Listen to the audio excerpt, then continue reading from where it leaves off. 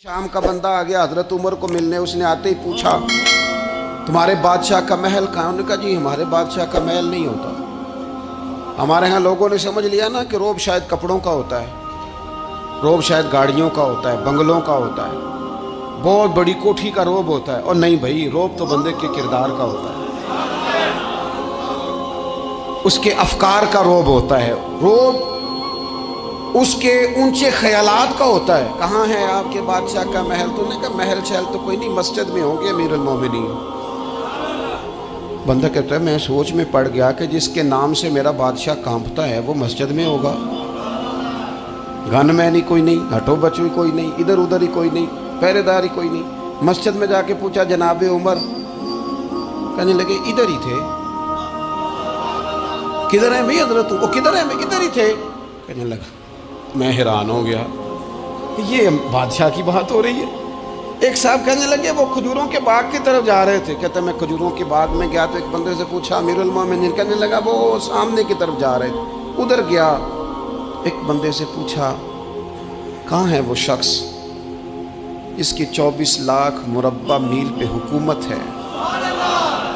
कहाँ है वो शख्स जो मदीने में बैठ के नारा लगाता है तो कैसर और किसरा कांप जाते हैं? वो बंदा किधर है कि जिसकी बात जगह जगह होती है, जिसका तज़किरा सुना है कि उसे देख के शैतान भी रास्ते बदल जाता है। उन्होंने कहा वो देख रहे हो खजूर के दरख्त के नीचे कुएं के साथ मिट्टी का ढेला तकिए की जगह रख के वो जो तामत बांधे कुर्ता पहने सोया है वही तो फारूक आजम है। वो शख्स कहते हैं उमर सोए थे।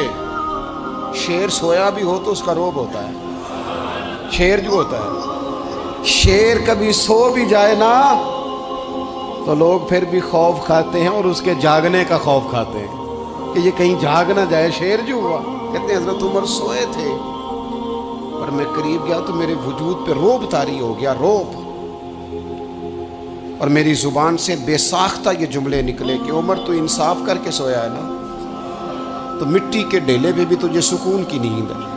खुददारी, वकार, इज्जत, ये एहसासे कमतरी से बाहर निकले। हमने अपने बच्चों को मसल डाला है, वो तुसी माड़े दे बच्चे हो, तुसी तो नहीं ना आगे जा सकते, वो सी गरीब लोग का बेटे तू फलाने के साथ ना जाया। हमने अपने बच्चों की ख्वाहिशात तबाह कर दी, कमजोर करके रख दिया, इन्हें बार बार सिखाया हमने। खुददार था वो बाप, इसकी थोड़ी सी आमदन थी पर वो गर्मियों में अपने पुत्र से कहता था पुत्र बड़ोले में दाने डाल दिए हैं, तुम्हारी माँ ने मर्तबान में अचार डाल दिया है, लो अब सारी गर्मियाँ परवाह कोई नहीं। वो खुददार लोग थे। लेकिन आज ये दीन गालिब होने के लिए आया है। मुसलमान ने गालिब होना है। ये थोड़ा अपनी जात से उठकर जब सोचेगा ना, बड़ी बात करेगा, बड़ी सोच पैदा करेगा, बड़ा इसका मिजाज होगा, खुला इसका दिल होगा, तो फिर ना ये जरा सर उठा के जिएगा। कुरान मजीद की जो आयत करीमा मैंने तिलावत की, अल्लाह करीम ने फरमाया हुवल्लज़ी अरसला रसूलहू बिलहुदा वद्दीनिल हक। फरमाया वो कादिर मुतलक है जिसने अपने रसूल को हिदायत और हक दे के भेजा है। दो चीजें दे के भेजा है, हिदायत और हक। किताब हिदायत और हक हुजूर लेके आए। किस लिए भेजा है? कि निरा तस्बीह पढ़ें और सो जाएं, निरा जनाब इबादत करें और आराम करें, निरा जनाब तिलावत करें और आराम करें ना। हुवल्लज़ी अरसला रसूलहू बिलहुदा वद्दीनिल हक। वो रब है जिसने अपने नबी को, अपने रसूल को हिदायत और हक दे के भेजा है। क्यों? कि लियुज़हिरहू अलद्दीन कुल्ले, ताकि इस दीन को तमाम दीनों पर गालिब कर दे, इसको गालिब करे, हर दीन पर ये दीन छा जाए। वलौ करिहल मुशरिकून, अगरचे मुशरिकों को ये बात बुरी ही लगे, ना पसंद आए, किसी को नहीं आती। लियुज़हिरहू अलद्दीन कुल्ले ही, ये दीन गालिब होने के लिए आया। गालिब, तू नमाज भी पढ़, इबादत भी कर, लेकिन ये भी ख्याल रख कि दुनिया में नमाज वाले नबी का निज़ाम भी कायम करना है। तेरे पास मेरी मस्जिद नहीं होनी चाहिए, हुकूमत भी होनी चाहिए। مسلمان کے ہاتھ میں نری تسبیح نہیں ہوگی، یہ انان حکومت بھی چلائے گا، اس کے اندر خودداری ہوگی۔ حضرت عمر تہجد بھی پڑھتے تھے اور سویرے حکومت بھی کرتے تھے۔ حضرت صدیق اکبر ساری رات مدینے والے کی یاد میں رویا بھی کرتے تھے، اور صبح اٹھ کر تلوار لے کر نبی پاک علیہ السلام کی ختم نبوت کے منکروں کے خلاف جہاد بھی کیا کرتے تھے۔